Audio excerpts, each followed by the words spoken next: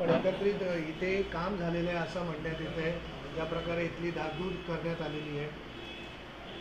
काय म्हटलं? सॉरी. इथे काम झालेलं आहे असंही म्हणण्यात आलेलं आहे की ज्या प्रकारे इथे हे फक्त डागडुगी करून चालणार नाही. कॉलमला गेलेले तडे काही डागडुगी करून चालत नाही. याला पर्टिक्युलरली स्ट्रेंथन करावं लागेल पूर्णपणे एकतर, किंवा याला पुन्हा तोडून बनवावं लागेल अशी परिस्थिती निदर्शनास येते आहे खरं म्हणजे. साहेब, तुम्ही आता चुनापट्टी स्मशानभूमीमध्ये आहेत, काय काय तुम्ही पाहणी केलं आणि काय काय तुम्हाला इथं पाहणी केलं तर आपण इथं शौचालय जे बांधलेलं आहे इथं अत्यंत वाईट परिस्थितीत आहे. आणि आपण जर बघितलं तिथं कुणी जाण्याचंही म्हणजे कुणालाही जायला तिथं म्हणजे कसं तरी वाटेल ते, म्हणजे अक्षरशः म्हणजे घाण परिस्थितीत आहे ते. तर ते इमिजिएटली त्याची ती फॅसिलिटी इथं अवेलेबल व्हायला पाहिजे. या व्यतिरिक्त प्रार्थना हॉलमध्ये जे काही आहे ते थोडं म्हणजे बेंचेस वगैरे प्रॉपर करून आणि त्यांना बसण्याची व्यवस्था प्रॉपर करायला पाहिजे.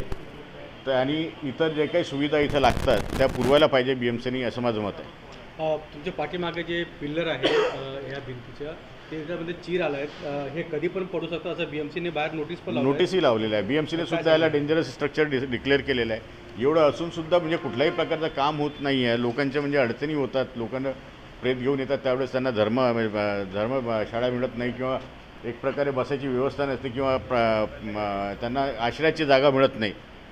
आता म्हणजे मेल्यानंतर तर माणूस जातोच म्हणा, पण कमीत कमी जे कोणी त्यांना म्हणजे भावनेने येतात इथं एक प्रकारचे, तर त्यांना कमीत कमी प्रॉपर सुविधा मिळायला पाहिजेत. आणि ते आपण BMCकडनं पुढच्या लवकरच करण्याचा प्रयत्न करूया. पण इथल्या लोकप्रतिनिधींनी ज्या प्रकारे काम केलेलं आहे, इथली डागडुगी केलेली आहे, इथे त्यांना हे दिसलं नाही का? डागडुगी त्यांनी केली आणि दिसलं नाही त्यांना, म्हणजे हे आश्चर्याची गोष्टच आहे ना. आणि BMCला सुद्धा दिसत नाही आहे आता ही, ते म्हणजे आणखी जादा आश्चर्याची गोष्ट आहे. ही जी सुविधा आहे हे लवकरात लवकर रिपेअर होऊन लोकांना मिळायला पाहिजे, अशी म्हणजे असं व्हायलाच पाहिजे खरं म्हणजे. एकंदरीत जर घटना झाली तर याला जबाबदार कोण? याला जबाबदार तर ऑफकोर्स म्हणजे इथले जे काही हे आहेत लोकप्रतिनिधी आहेत, BMC आहे, तेच जबाबदार राहणार आहेत, त्यात काही शंका नाही. आपण कसा पाठपुरावा करणार आहे? आपण याला BMCला कळवलेले आहे ऑलरेडी. आणखी आपण त्याचा पाठपुरावा करून त्या BMCने लवकरात लवकर एक काम करावं अशी मी त्यांना. आणि हे काम जे आहे याचं रिपेअरचं काम जे काही ते आचारसंहितेत येत नाही, त्यांनी आचारसंहितेमध्ये. पण ह्याच्यामध्ये माती नाही आहे, लोकांची तक्रार आहे, काय सांगणार आहे?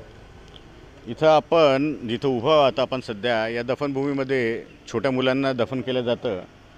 आणि आपण जर बघितलं सर्वकडे चबुतरे बनलेले आहेत, कॉन्क्रीटीकरण झालेलं आहे.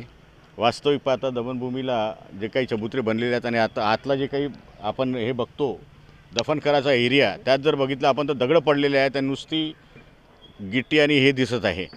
इथं ॲक्च्युली माती नाहीच आहे. आणि माती जरी असली तरी माती ते बॉडीला डिकम्पोज करून घेण्याकरता जी माती लागते ती माती काही दिसत नाही आहे इथं. ते ॲक्च्युली अवेलेबल करून इथं ते माती पुरवायला पाहिजे. हे म्हणजे सत्य परिस्थिती दिसते इथं. आणि डिकम्पोजिशनचे जे ग्रेव्हल्स लागतात, थोडीशी माती आणि थोडीशी रेती, ते आणून घालून इथं हे करायला पाहिजे, अशी माझी म्हणजे हे आहे. जसं तुमच्या निदर्शनात आलं तर इथले लोकप्रतिनिधींना हे दिसलं नाही का? त्यांना हे समोर आलं नाही का? तुमच्या समोर या गोष्टी आल्यानंतर तुम्ही पाठपुरावा करतायत, मग ते आता लोकप्रतिनिधी आहेत, त्यांना हे दिसलं नाही का? नक्कीच दिसलं नसेल तेव्हा, म्हणजे किंवा त्यांनी कधी म्हणजे दुर्लक्ष लक्षच दिलेलं नाही या गोष्टीवर, किंवा ह्या ज्या छोट्या छोट्या समस्या असतात लोकांच्या याच्याबाबत कधी त्यांच्या म्हणजे लक्षातच आलेलं नसेल, किंवा करावं, किंवा म्हणजे काय म्हणता येईल, जाणून बुजून दुर्लक्ष केलं असावं, किंवा त्यांना करायचंच नसेल, किंवा फक्त फंड पास झाला आणि काम झालं नाही का?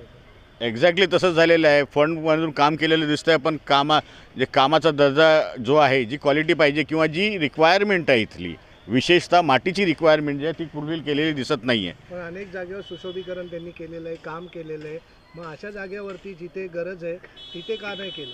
तिथं बिलकुल इथं तर नाहीच केलेलं आहे. या स्मशानभूमीमध्ये तुम्ही डेफिनेटली सांगेल की नाही केलेलं दिसत नाही आहे ते.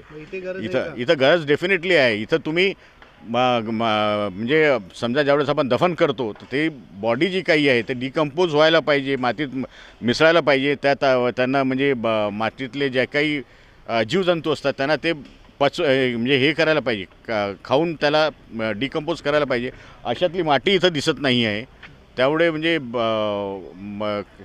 कुणी दफन करतील की नाही करतील या इथं मला शंकाच आहे जरा. 10 साल का एक लंबा सफर होता है, 10 साल के बाद भी कुर्ला विधानसभा क्षेत्र में ये स्थिति है, क्या कहेंगे? जी 10 साल तक एक लंबा सफर रहता है लोग। हाँ, एक 10 साल तक बहुत लंबा सफ़र है. लोक प्रतिनिधि ने इसकी तरफ ध्यान देना चाहिए. ये अकेली एक दफन भूमि कुर्ला विधानसभा क्षेत्र में है. इसके तरफ भी अगर किसी का ध्यान नहीं जाता तो ये दुर्भाग्यपूर्ण, कुर्ला का दुर्भाग्य है.